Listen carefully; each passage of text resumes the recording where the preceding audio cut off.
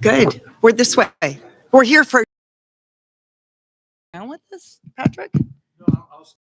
Hi, everyone. It's so great to see you on this last day of summer. Such beautiful weather. I'm Sherry McMahon. I'm the university president for Eastern Washington. So great to have you here. No, thank you. Thank you for coming here. We're so delighted.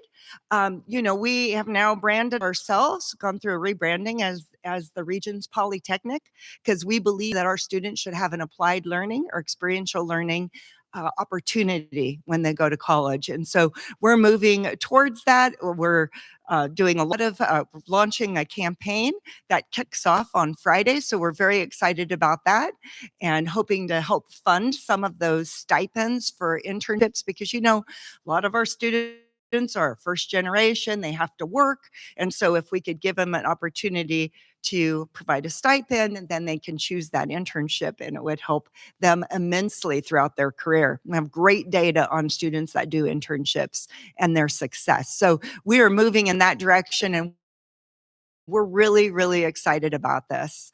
So without further ado, I am going to turn it over to Dr. Patrick Jones, our director of the Institute for Public Policy. And please welcome him. Thank you. Thank you, President McMahon. Again, I head up the unit called the Institute for Public Policy and Economics. And for the last few months, we have been teaming up with us to present this series on business leadership and entrepreneurship in the Spokane area. Last spring, we had 3 talks. This fall, we'll have 2. The second one you'll see here shortly when we break on November 13th. So in the spring, we hope to continue this and bring even more, because there's a lot of talent in this community in entrepreneurship and business leadership. And I think it's one of our roles at the university to highlight that and show it off.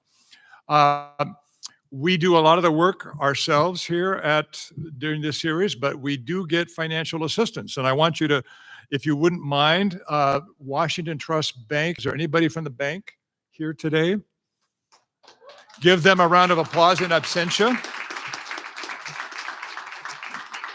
So we have just some minor goals for these projects. And they are, first of all, to listen to a Spokane business person who has had a career ahead of, behind him or her, and tell us what they do, how they got there, and what they're looking for actually from Eastern students or college graduates in general. Second is to be inspired by their stories. And I've heard tonight's speaker enough to know that I think that will happen. So I look forward to having some inspiration leave the room when you go to your classes as students. And then finally, just to have some fun. We want you to, this is a small enough setting that you should feel, I hope, at ease talking to a speaker, raising your hand if you've got questions, which we'll get into in just a sec. And then, of course, we're going to have food and drink as soon as we break. So for you students, we're allowing a half hour for dinner. Hopefully that's enough. So we're going to have the talk. We're going to have Q&A moderated by Dr. Habib. Would you raise your hand? There he is. Okay. Dr. Habib Islam, who is our entrepreneurship professor. And then again, we'll end up with a little social hour. So I'd just like to, before I move to the introduction of our speaker, just acknowledge that we have a new dean with us tonight. And Dean, would you please stand up? Osman Ostergut. There he is. Okay. So he is head of the College of Professional Programs, which includes the business school. And I hope you'll have a chance to talk with him after the session. All right. On to the speaker, the main event. Charlotte Nemec is the president and CEO of Canopy Credit Union of Spokane. She's held that position since 2018 and has actually been at the credit union for quite a while, more than 2 decades, almost 3 decades. What I found interesting when I was looking at Charlotte's bio is that she's also an entrepreneur, which is not something, no apology to the bankers in the room, but the bankers don't do. In her spare time from running the credit union, she opened a spa in the Valley and ran the spa for over a decade. So I think, I don't know whether that's crazy or was, maybe you'll talk to us about just your experience as an entrepreneur in spas. In addition to her business pursuits, Charlotte has been very engaged in the community. Currently, she's the board chair at Greater Spokane Inc., our Chamber of Commerce, as well as our Economic Development Council. She sits also on the boards of the Whitworth Institute for Leadership and the Go West Foundation. Now, you'll hear a bit about this, but I'll just point out that she holds a bachelor's degree in economics from University of Montana, but most of the coursework was done when she was an Eagle. So we like that. Charlotte is married to her husband, Sean. They have 1 daughter, an Eastern alumna who is currently living and working in London. So, Charlotte, the floor is yours, and come on up to the stage right around here.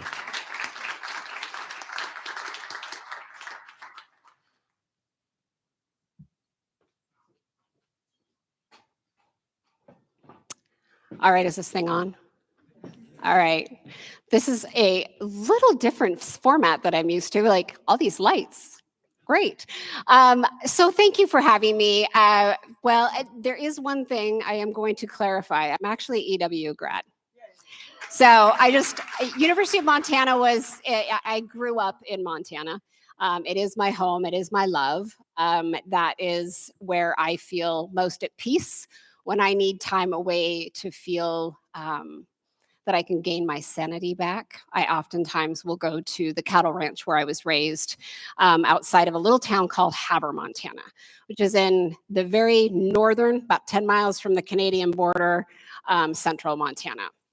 So I love EW's opportunities they gave to me. And I'll tell you a little bit about the journey that I took from being a kid where, I don't know, how many of you have said to yourselves, what do I want to be when I grow up? Who do I want to be when I grow up? Yeah. And I remember thinking that many times. And of course, every adult asked me, what do you want to be when you grow up? Well, I never knew. I thought, oh, I'm going to be a nurse. Well, then I watched my grandfather nearly cut his pinky off and passed out immediately and knew, okay, I can't take blood. So human blood, that is. So being raised on a cattle ranch, I can take all sorts of animal blood and be fine with it. Today, I don't know that would be the case, but I went from that ranch to the University of Montana, where I spent a couple of years. And my mom eventually had moved over here to the Spokane area, and I took a summer between my sophomore and junior year to come over here and stay with her, and I worked. And I ended up really falling in love with the Spokane area, and I think I just needed a different venue. And so I took that time. I took a quarter off of school, and then I started at the community colleges because I could not afford, I was paying for school myself, and I could not afford the out-of-state tuition that it would have required me to do. So I went to SEC until I was able to get in-state tuition, qualify for in-state tuition, and that's when I transferred to Eastern. And that relationship between the community colleges and Eastern Washington back in the early 90s was very strong. And I think it still is today, if I'm not mistaken. And that transition was the best thing I ever did because it gave me the opportunity to finish school, literally finish school, having taken a quarter off. I still finished school in 4 years. And I attribute that to the Eastern Washington University structure and how they made it possible for me to do that. So I really give a ton of credit to the EWU crew. I had some of the best professors, and I know I've talked to Dr. Jones about this before, but I had 2 amazing professors that I attribute to really changing the trajectory of my career and my life. And the way they approached my attitude towards what do I want to do where I grow up was to ask me questions, not tell me anything. They asked me questions about what I enjoyed doing. And at the time, Eastern had an emphasis in labor. When you got an econ degree, you could choose your emphasis, and I chose labor because I liked the people side, but I also liked the numbers side. Still not really understanding what I wanted to do. But when I graduated, I actually had internships. And those internships I did in HR. And I did in I worked for the Washington State Council of County and City Employees. So I got both the public sector and the private sector view of HR. And I tried to find a job. And it was HR at that time was called personnel management. So it was much more of a clerical kind of role. And none of the jobs really felt right to me. So I ended up taking a job with Ford Motor Credit. And Ford Motor Credit gave me great opportunities to learn and grow. And my econ degree really applied in that job because I ended up becoming part of what they called their wholesale audit department. And that wholesale audit department watched the economic impact of what was happening with dealerships being able to sell their autos and us being able to collect on the financing we had done. So it gave me an introduction into the finance world. So fast forward, I ended up staying there for quite a few years. And in order to move up at Ford Credit, you had to leave Spokane. You had to go to Detroit, really, in order to move up. And I was not willing to make that move. And I had met my husband. So Sean and I have been married for 30 years and very committed to having us stay here because he was fully entrenched in Spokane already. So ended up a couple of years later having an HR job open up for me. I only spent a year in that job before I found the credit union job. And this is a really interesting position, and I wish more people had an opportunity to do what I did. The job that I was hired to do, I worked for 4 different credit unions at the same time.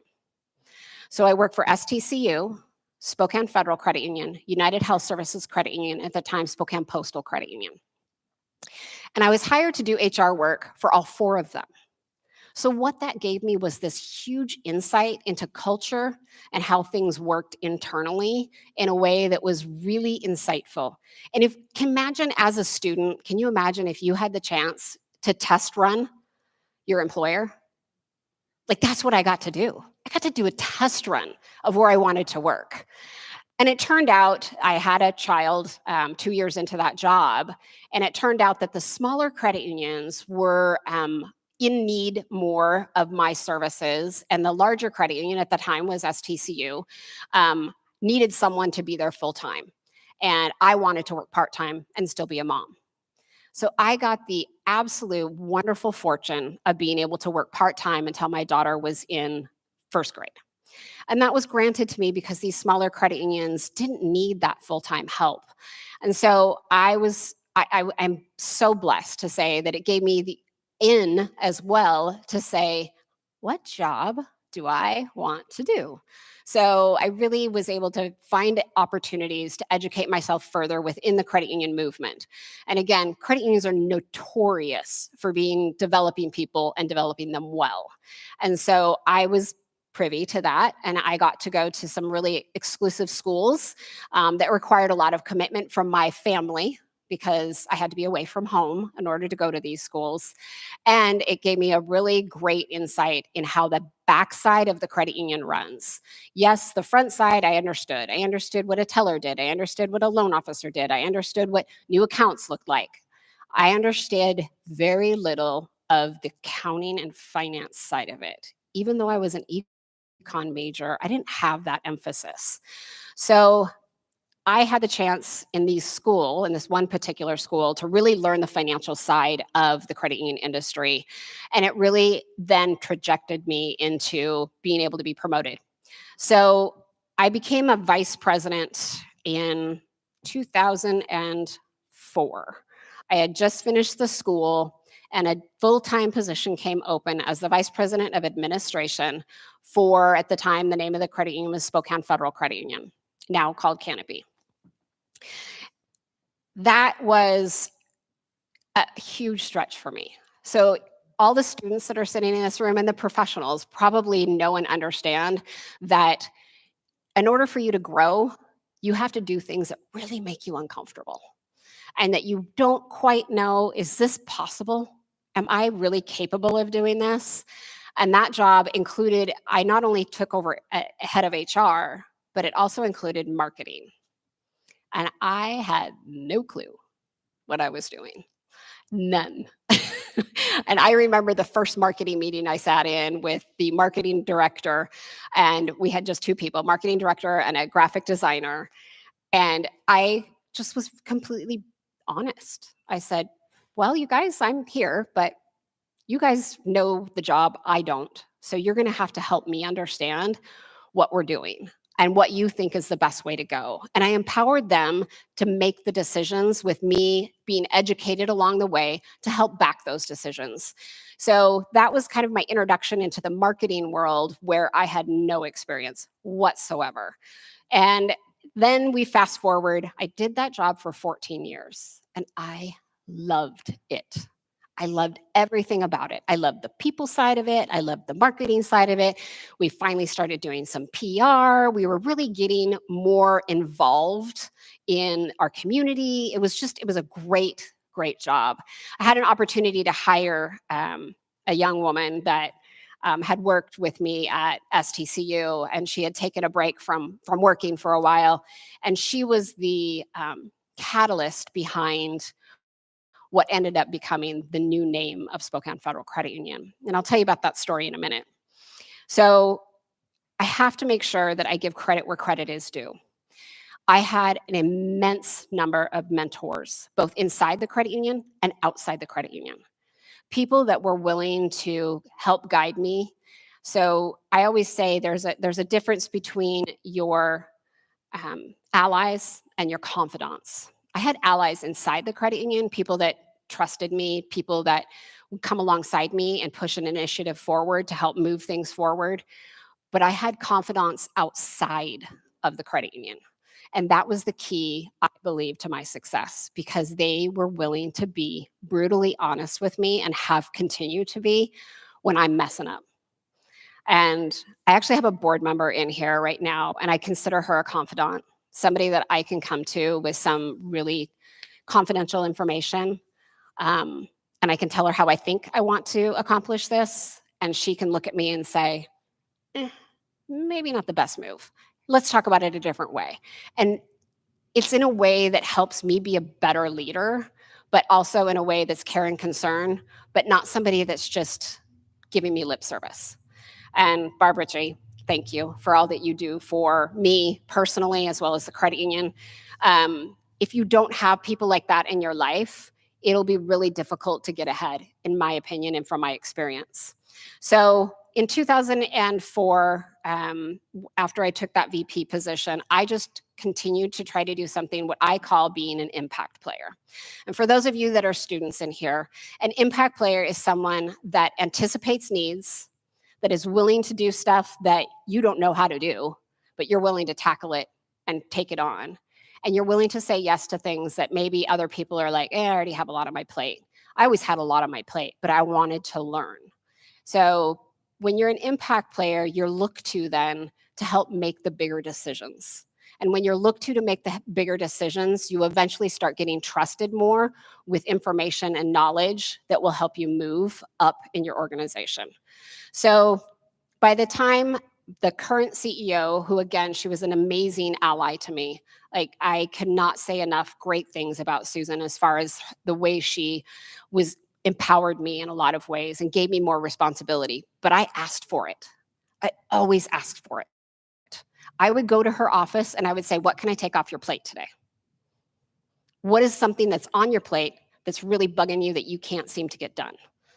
And she handed me project after project after project. I remember where I went to her though. This is a lesson that I learned.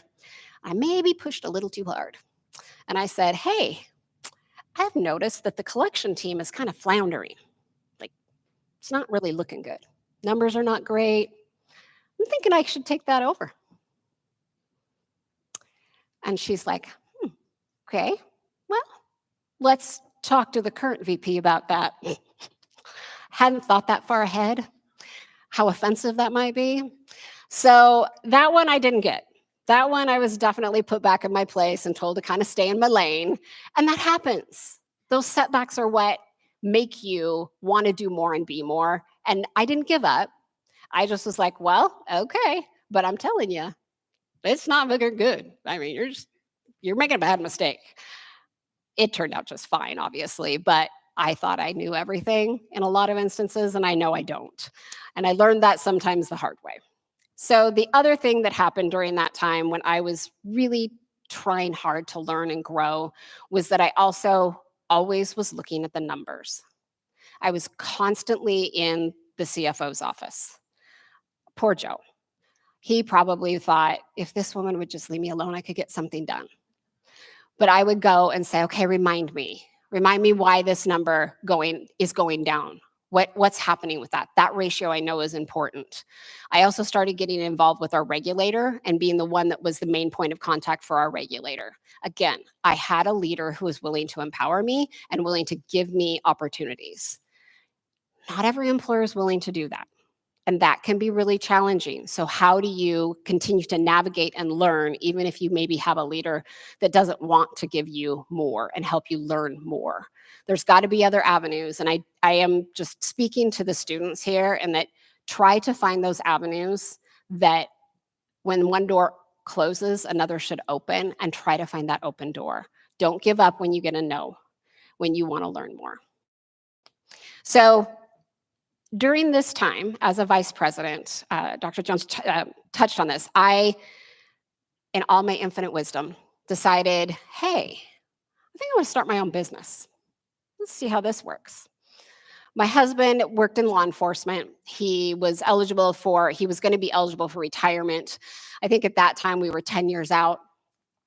And we were thinking, okay, so by the time you retire, this could be augmenting his retirement income. Seems brilliant, right? So we started this spa. And it wasn't your traditional day spa. It was something that was called a Contempo spa. And this spa, thinking back on it, I think, what was I doing?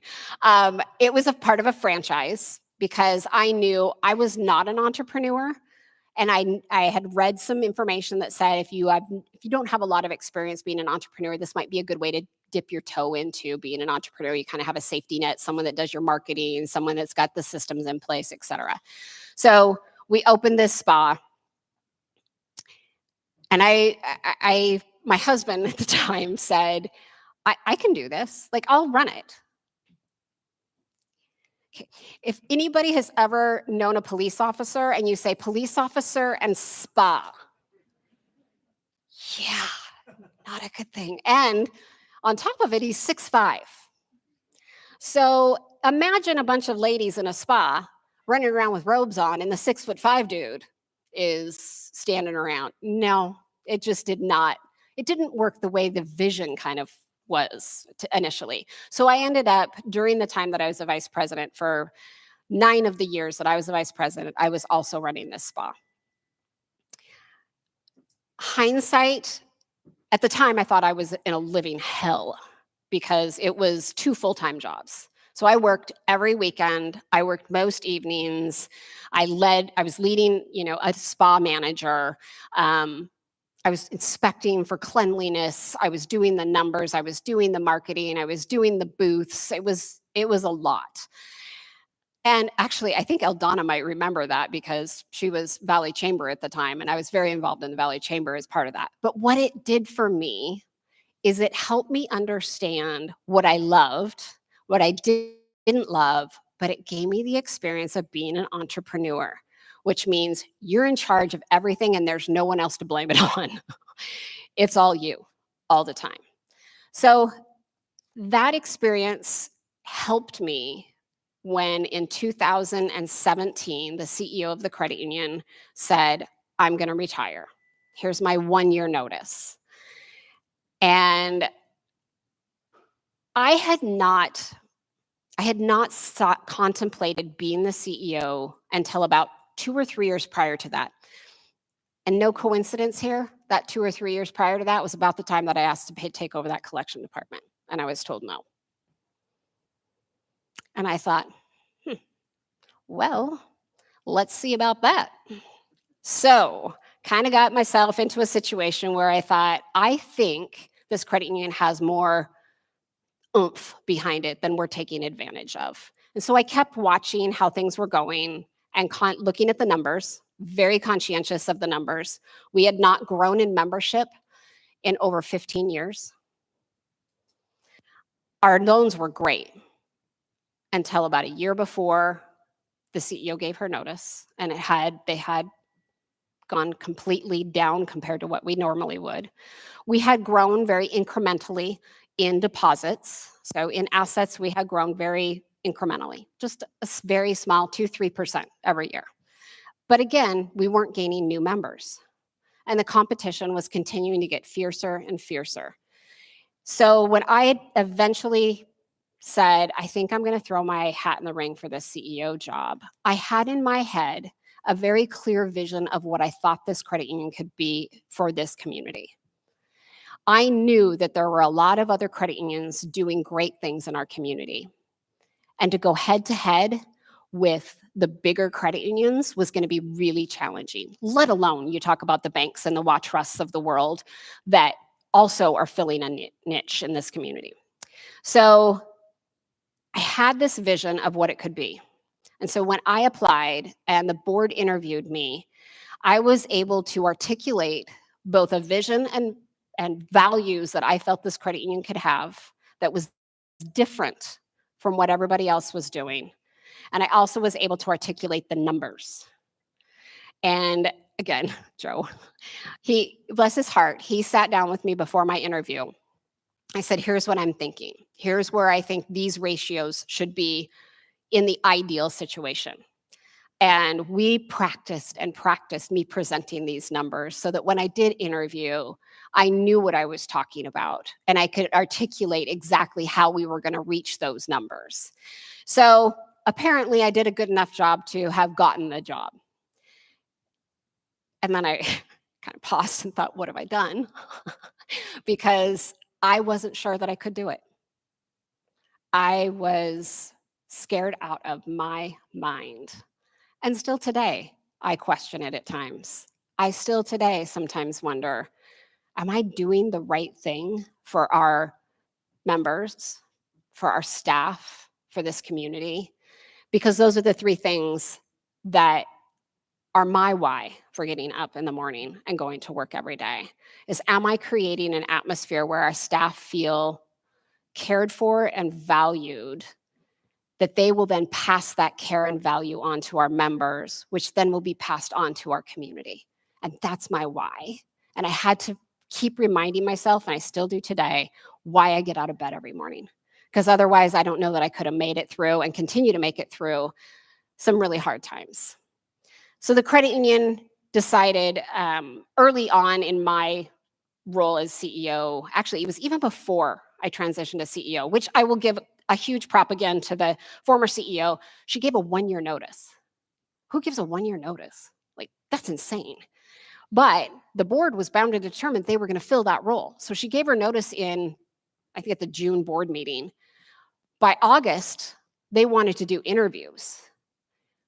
And I'm thinking to myself, she's not even leaving until June 30th of 2018. And we're at August of 2017. Okay, I just have to trust the process. And I did. And they told me that I got the job in September of 2017. They called me, I was at a conference, and they said, we wanted to let you know that we've decided to hire you. But you can't tell anybody. I literally had to keep it quiet. couldn't tell anybody. I told my husband, but I couldn't tell anybody. I couldn't tell the staff at the credit union.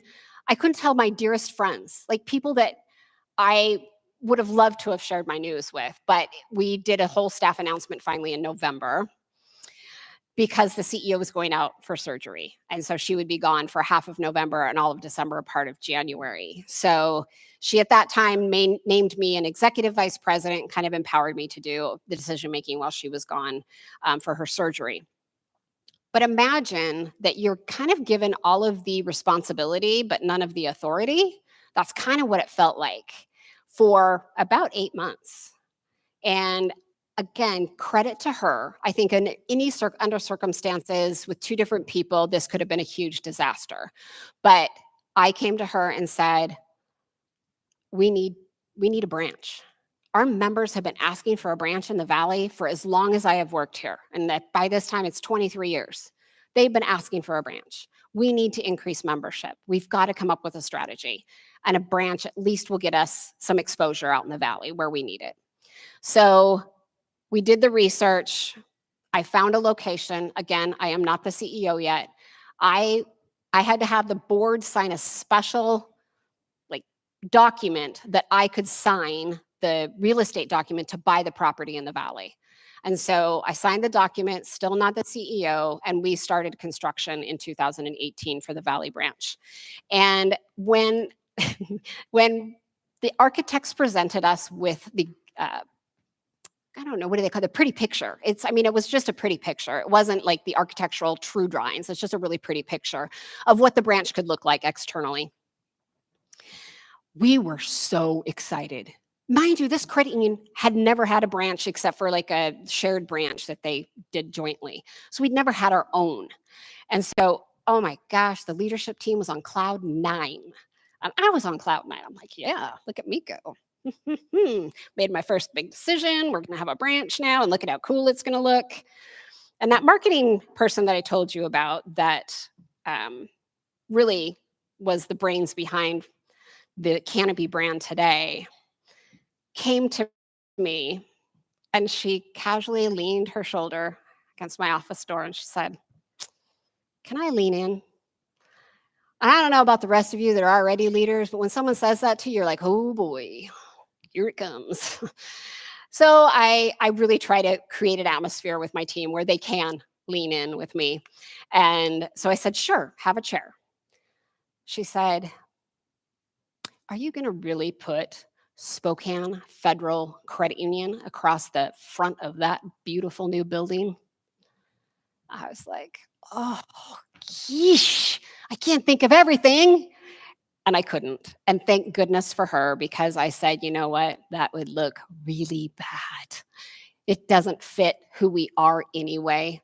So she said permission to start a name change. And I said, let's go.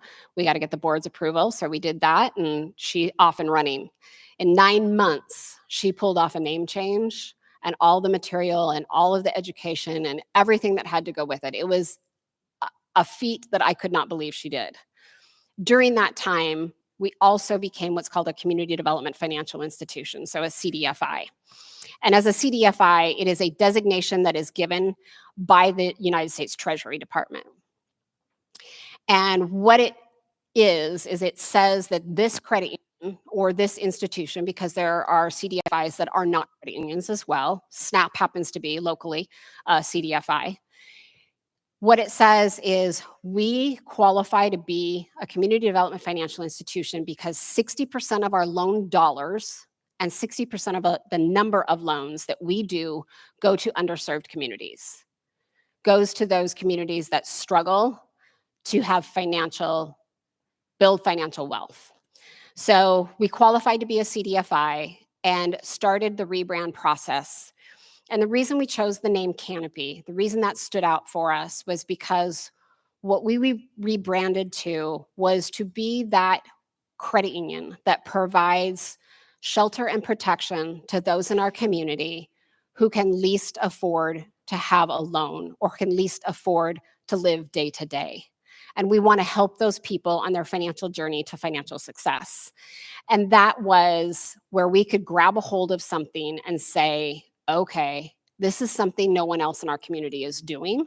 How can we reach these people and how can we make an impact? Because I truly believe to my core that if we create an opportunity for people to know how to manage their money and know how to live within their means, we are creating a better community. They are less strain on the resources in our community, and they're able to then live in a way that's dignified for themselves, and they don't have to take advantage of all the resources that are generously given to us through our government agencies. So Canopy's vision is to create a happier and healthier community through financial inclusion. And we did all of that in the first 2 years that I was CEO. We became a CDFI. We built our first branch. We were on our way to building our third branch. And we really had solidified a brand about who we were and how we were going to differentiate. And we have some of the most amazing relationships and partnerships with fulfilling that brand. So a lot of nonprofits in our community we partner with, but we also partner with other financial institutions. We talked about WaTrust. We have a partnership with Washington Trust where we are the grantors. They give us the funds, and then we grant that money out to Lumen High School. And Lumen High School then gives their students opportunities to build their savings account. So we have a matching savings program for those. Lumen, if those of you are not familiar, Lumen High School is a charter high school. Actually, I don't believe it's called charter. I don't know what the term is, but it is a high school that is privatized, that is only for people that have parents that are teen parents. And so these teens are now getting the financial education via Canopy and help from Washington Trust. We also partner with BECU in helping to find those opportunities where maybe we can say, hey, you guys are not able to do something for that person. Let us help do that. And when you have those synergies and those partnerships, that's where the success comes, because none of us are in this alone. And I believe that's a big part of why our community in Spokane, I believe that's why we're as successful as we are, and that we can solve these big problems. And I love being a part of this community, even though I'm a Montana girl. I love Spokane. It is my adopted home, and I love it very much. So my journey then hasn't always been sunshine and roses. That first 3 years, a little bit of even with COVID, because COVID happened in there, there's some really hard times. And I think one of the things that I have learned in the time of being the one that has the pressure, all of it lands here. Like in the end, yes, I have a board of directors, but the work that has to get done, if it's not getting done, it lands here. And that came to full light in 2023. I tell this story and I get choked up about it, so I'll try not to get choked up. But in 2023, my team, I have a great PR team, they nominated me for an award. It was a national award for credit unions under 500 million in assets. And I know that number probably means nothing to you, but it is something in credit union land. So national award, they nominated me for under 500 million in assets, CEO of the year. And I won. I didn't know anything about this. So I came back from, my daughter had just graduated, done her graduation from the University College London. We were over in the UK and Italy celebrating her graduation. We had been gone for 2 weeks. First day back at work, I'm driving down to the credit union and I'm that's my husband. What is my husband doing on the street, like right by the credit union? So I roll down my window. I'm like, hey, what are you doing? And the look on his face, I'm meeting my boss. What? Yeah, he's never been to Riverfront Park. Okay. I pull up into my parking spot. It happens to be near the employee entrance. And I see one of my board members going into our downstairs, which is where our boardroom is. And I thought to myself, oh my God, I've been fired. And no one has told me. Art is here and I've been fired. Like that's what's going through my head. So I get out of my car, and one of our team members was going into the employee interest. I'm like, hey, I saw you let Art into that door. Did he say why he was here? And he said, yeah, he was supposed to be here for a meeting. I'm like, oh God, I'm being fired. I could care less what my husband's doing right now. Like, I could care less what you were up there doing, because now I'm panicking. So I'm like, okay, I'm just going to go down there. So I march myself downstairs, and I walk in this boardroom door, and there's a bunch of our board members and a bunch of my team members with a big sign that says, congratulations, CEO of the year. So I ruined the surprise. So it was so great. My team was amazing. The board was amazing. We took pictures, we celebrated. It was fantastic. No sooner did I get that award, walked into a leadership meeting, the executive leadership team meeting, which we always had at Mondays at 9, and sit down, and I'm told that between the time that I left and that day, the numbers had come in for June, finalized. And we had taken bigger losses than we had ever taken in loans, meaning that people weren't able to pay their bills. And so we were having to do charge-offs that were higher than we had seen. And I don't know if historically higher than, but in my time at the credit union, higher than we had seen. And when that happens at a financial institution, you rapidly see those key ratios that I was talking about decline, because you're not making money. Your net income is gone. You have your reserves. That's what those are there for. It's like your savings account. But it was the highest high to the lowest low. And it was at that time that I really thought, man, where did I go wrong? How did I not see this coming? And what are we going to do? How are we going to come out of this? And the lesson that I learned in that, first of all, don't freak out. But the lesson I learned is to have faith in myself. I didn't get us to the point that we were at that time to have me all of a sudden just give up on myself, let alone give up on my team. And we put a game plan together on how we were going to recover. And part of that was cutting expenses. Because if you're down in income, you got to cut expenses. Hardest time in my life. The hardest career choices that I have ever had to make was to know that I was going to have to lay off people. Never had happened in, again, the history of me being at the credit union. And these are people that I care about, people that have worked at the credit union for years. And I couldn't rely on anybody else to make that decision. That had to come from me. It had to ultimately, yes, I took recommendations. Yes, I sought input, but ultimately it was me who had to decide whose life was going to be impacted so that we could correct and go back to being financially thriving. And I made those decisions.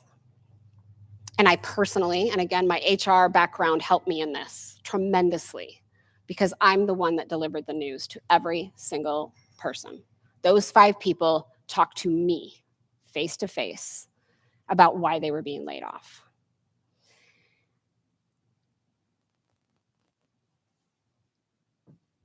One of the people had worked there for quite some time. I had hired her when I was in HR. And I knew that I had done something right in my life. And as a leader, when I told her, she cried and she cried and she begged. And then she finally started having kind of this realization that this was happening. We talked through the hows of it, her severance package. We talked through how she might be able to do family leave because her husband was ill anyway, and this would work better for her. And we talked through all the details, like the logistics of it. And she kind of came to a point where she was no longer hiccup crying. And I said, are you good? Like, do you want me to walk you to your car? How do you want to do this? And she said, I'm going to leave, but can I come back later to clean out my office? And I said, of course. And she said, I need you to know something. I still love you. And when you can have an employee that you have worked alongside and you're having to make this hard decision, say that to you, you know that you've done something right. And that lesson that I learned then is to keep leading with my heart, with humanity, to make sure that we can get out of this tough time. And we're there. We're on the trajectory back out of the tough time. And it's not that our members still don't struggle, but we've done a good job of controlling expenses and building income opportunities, and we're right back where we need to be. So it takes time and grit and determination when the chips are down. But the message to myself is don't give up on yourself. Don't give up on yourself, because the trajectory out of it has to be just as impactful as the trajectory that you took that made it successful. I make sure I get everything. So those are a couple of the lessons. I think the accomplishments, I will just tell you, the accomplishment that I feel is the biggest is having team members that are so committed to a mission and vision that we just did an exercise on Monday, actually. We had a training that we did internally, and everybody was asked to write their personal why statement. And they all went around the room and read them. And this was not leadership. We're talking loan officers, member advocates, collection people, and every single one of them had some variation of why they come to work every day. And it all included helping people have financial success. No matter if you make minimum wage or you're a millionaire. And it was the best feeling to know that we are doing the right thing by our team and by our community. So that's my story. Thank you, Charlotte, for not a story, but a book of stories. And now we're going to have Professor Islam join us on the stage. And Professor Islam has some prepared questions for Charlotte. And then we want to open it up to the floor after about 5 or 10 minutes. And don't forget, we have food and drink ready for all of us in about 20 minutes, 25 minutes. So, Habib, Mr. Questionnaire and Moderator, take it away. So that was an awesome speech. I loved it. Thank you. I learned a lot from it. So I have some questions that I sort of pre-prepared for you. Wish we had more time to do have more questions. So the first question I wanted to ask you is the statement that you finished with, which is, how empathy is one of the more important things in leadership. So you started in Canopy in 1985, Yeah. and you became CEO in 2018. So what are some of the key insights alongside empathy that you learned helped you become the leader that you are today? Oh, I think the biggest insight I have is to listen to others and to take advice and feedback in the best way I possibly can. One of my triggers, my kryptonite is what I call it, is disappointing others and perfectionism. So letting go of those things is one of the hardest things for me to do, because you're bound to let somebody down, and nobody is perfect. I have to tell myself all the time that. So listening to others when they tell me what I could be doing better or differently, and understanding I don't have to be perfect, and that's okay, that feedback is legitimate and good for me. And then the other thing that really I think is hard for anybody. I mean, if you're not a leader, it doesn't matter. I think hearing someone come to you and say, this isn't this isn't what I envisioned for the credit union or what I envisioned for myself, or I'm disappointed in, or that level of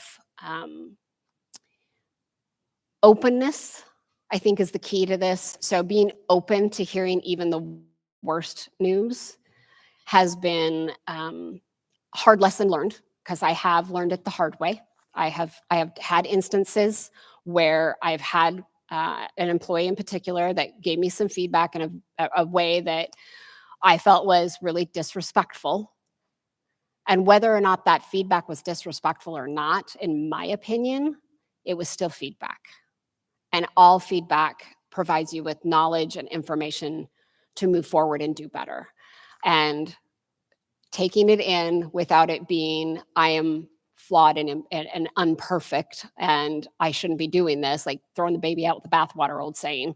I think those, really taking the feedback of people that have been there, done that, and then also opening the door to having people give you feedback. And that is, so I try really hard, like with my marketing director, who said, "Are you really going to put Spokane Federal Credit Union across the top of that pretty building?" Thank goodness that we had created an atmosphere that she felt that she could come in and question me. Because otherwise, what would that look like today? We wouldn't be who we are. It wouldn't look good. It wouldn't be what it is today. And, so every opportunity to listen and make sure people feel empowered to come and talk to you is, I think, the key. That's great. Thanks. So you mentioned you are engaged in multiple community sort of engagement activities and partnerships. You mentioned one with the high school. Is there any other community engagement activities that you are proud of that you want to highlight? Yeah. So we have a full-time financial coach. Her job is just to do financial coaching, both internally, so with members face-to-face, but also out in the community with our nonprofit partners. I'm very proud of the fact that right now Canopy is teaching financial coaching to our nonprofit partners, and we're teaching it in 6 different languages. So that comes from across a whole bunch of different nonprofits. Thrive is one of them, but there are a bunch of others that we look to that we do translated workshops in. And I think that the immigrant population here in Spokane, there's a lot of that coming into our area and helping them transition and to feel like they have an ally in their financial institution. For somebody that doesn't know anything about the United States, banking world. I'm really proud of my team for having created those relationships and putting on those workshops and making sure that we are reaching those people that are a lot of unreachable through those partnerships. That's awesome. Yeah. So I have one more question that I think my students might get some insights out of, and then I will open up to the students for questions. So we have been, as a society, more democratized in terms of our how we finance and how we invest more than any time in our history, right? So you can have a Robinhood account, you can open up a SoFi account and have your like savings accounts up there. So how do you compete in this ultra like super fintech driven, where technologies like peer-to-peer lending, Bitcoin is dominating the financial industry? How do a small credit union like you sort of compete with these leaps in technology and then things of such nature? Yeah, that's a great question. And it's one that we ask ourselves all the time. How do we compete? And my answer consistently is we compete by staying true to our niche. So we want to attract people that believe in what we're doing in our community. So people that have money, that want to support an organization that believes in what we're doing by creating a happier and healthier community through financial inclusion. Financial inclusion is the key to that, and making sure that everybody has a warm and welcoming place where their story matters and their credit score doesn't tell the whole story, and that other people that have the money that maybe are doing some of that more trading and Bitcoin and all of that, say, yes, I can do that. And I can still be a part of a community financial institution that cares deeply about creating an atmosphere within their four walls and in the community where people feel welcomed to do and not judged on their credit score. Excellent, thank you. And I'll open up to students for questions.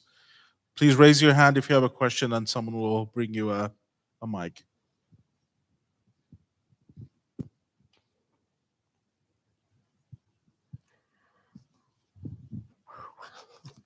Oh, cheater. I'm not a student, but I have a question for you. Okay. So firstly, thank you so much. That was just tremendous. I really want to thank you for just sharing the details of your journey. I think the summary is easily read. The details are so important. Yeah. You're running a successful financial institution with an HR background. Can you comment if that is a competitive advantage for you? So you can see executives in banks being from a finance background, something numerical. You are perhaps a little different. And I see that as an advantage. I see that as you're working with, you have to motivate people.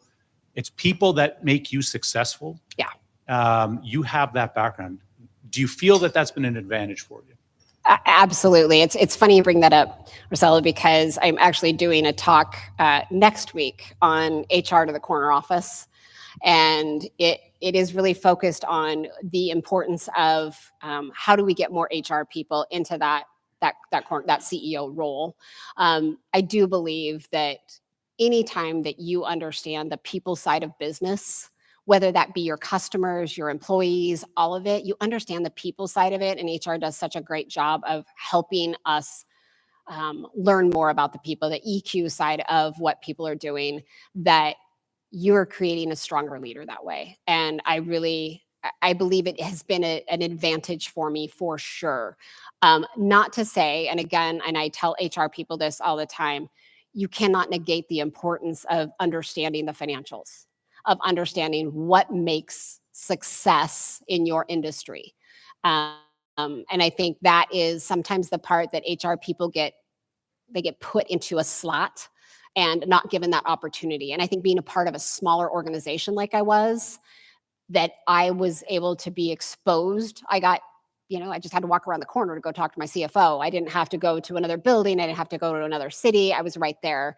And so I think that advantage can only be there if the HR person is really willing to dig in and learn the other parts of what makes the organization successful. So was the transition from HR to finance, was it pretty smooth for you, or was it a little rough in between? Because I wasn't thrust into the position without having, I had time. So I went to schools, I learned, I did it step by step by step. I didn't wait until, oh my gosh, I think I might want to apply for the CEO job. I guess I should start learning, right? I was doing that all along the way. And honestly, I will tell you, I really did not. I did not think that I was going to apply for the CEO job. I remember my husband asking me, so what's the next step? Are you going to try to go for Susan's job? And I was like, I don't know. I'm just trying to do the best job I can do in the job I'm in. And I really focused on just learning as much as I could. And like I said, it was about 2 or 3 years prior to her announcing her retirement that I finally was like, maybe I should consider that. So it wasn't my goal. My goal was to be the best I could be in that job and to learn as much about the industry as I could. Yeah. Hi, I'm a student here at AWU and have a question for you. I know you mentioned a lot about goals and what you have achieved so far from owning a business, running a credit union. Well, now my question for you is, what is your end goal? If you have that in mind. What's my what? End goal. Eventually, what What is your biggest goal in What? life that you want? My end goal? Yeah. Okay. What's my end goal? Oh gosh. Is there an end goal? Is there really an end goal? I honestly want to see my organization be successful, and when I am ready to move on to retirement, that I'm able to hand over to the next generation who's going to have even better ideas and more progressive thoughts and be able to keep up with the fintechs and understand that technology is the key to this. My end goal is to make sure that I leave this organization better off than I found it, and to create atmosphere for employees who feel like we are capable and able to take this on. Sayonara, Charlotte. Good luck. Have a great retirement. So the end goal is more important, or do you think the journey is more important that you take it? Oh, geez. You know, it is funny that you bring this up because I just had this conversation. I have this tendency over the last several years, and I think once you're into your 50s, maybe this happens. I end every day and I turn out my light and I do a big inhale and exhale. And I don't know why my husband continues to ask me, but he's like, "What's the big sigh about?" And my response is, this is another day that I will never get back. This is another day that's now behind me. And I want to make sure that every day that I go into the new day thinking about what can I do today to make a difference. So I think the journey for me is the most important, with hopefully the journey ending with that end goal being accomplished. But I have been getting more and more philosophical about those days that are going by so quickly, and really living into each day and making an impact as much as I can every day that I show up, whether that be for my family or for my team or for the community. Yeah.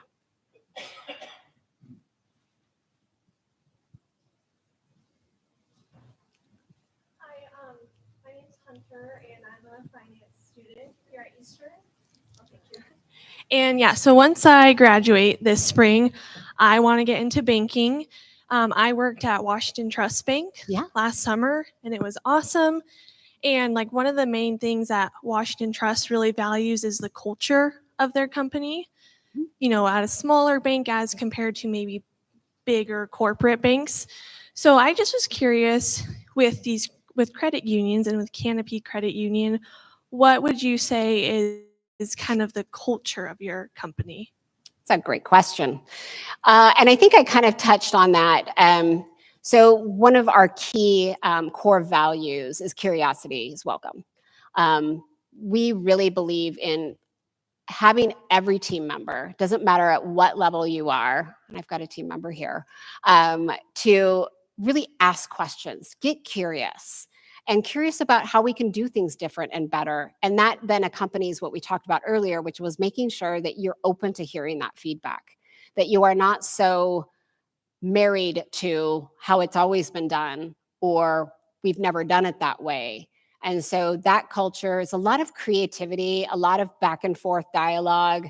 I have some really smart and talented people that work for us that every day, I will tell you, I've got one in particular that will come and give me some ideas. And I sit there and think, am I just stupid? I don't think I know what he's talking about.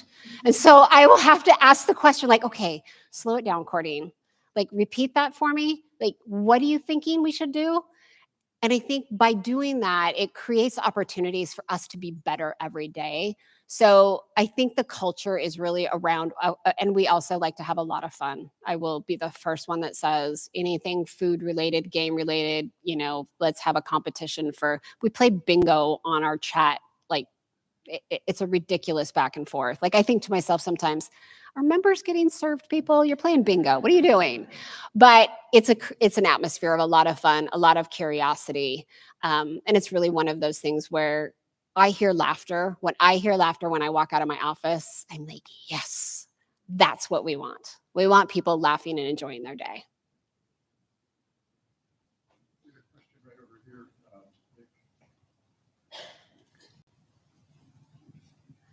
Hi, I'm Victoria. I'm an accounting and business major. And I was just wondering, I've been told to work as if your name was on the building. Is that too vain to be sustainable enough to go to go from, entry level to CEO of a job. Yeah, what I tell my team is you're the owner of your area, of your job, of your members.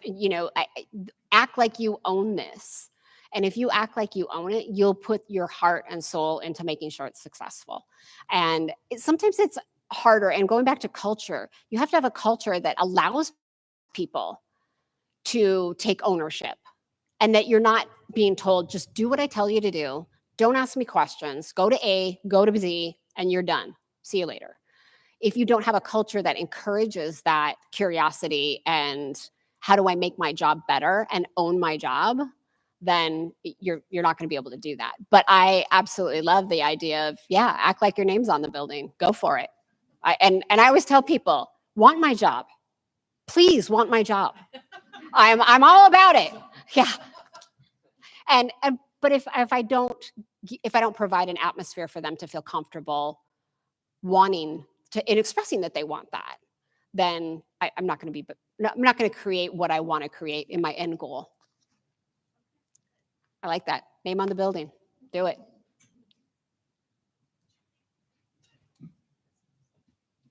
More questions, please.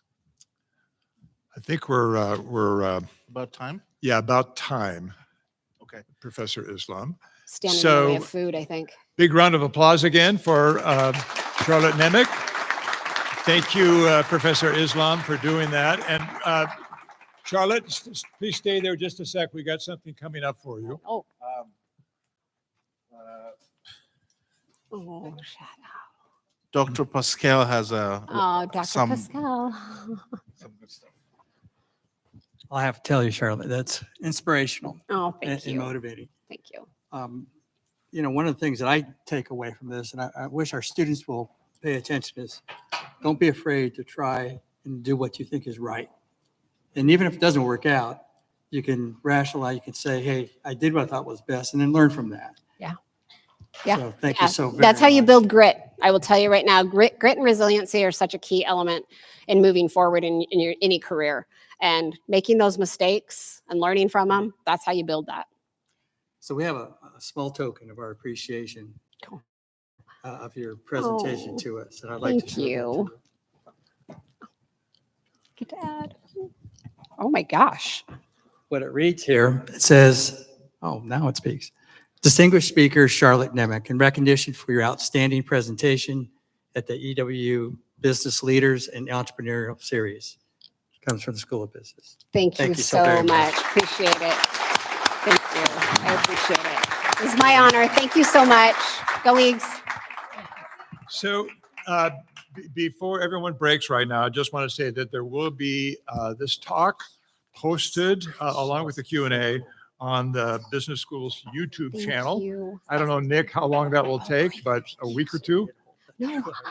Okay, so if you'd like to go back and hear some of the things that Charlotte talked about, it'll be on YouTube. So now's the time for mingling. And those of you who are students in the group, I know you don't have business cards, but pretend like you do. And when you talk to somebody from the community, just introduce yourself and see if you can strike up a good conversation. So thanks everyone for attending. Thanks for Washington Trust for their lead sponsorship of this series. And don't forget, November 13th, we're going to have one more of these before Christmas. Richard Dennedy talking about being a startup leader in Spokane. So food is at the entrance, and enjoy the rest of the evening. Thank you for coming.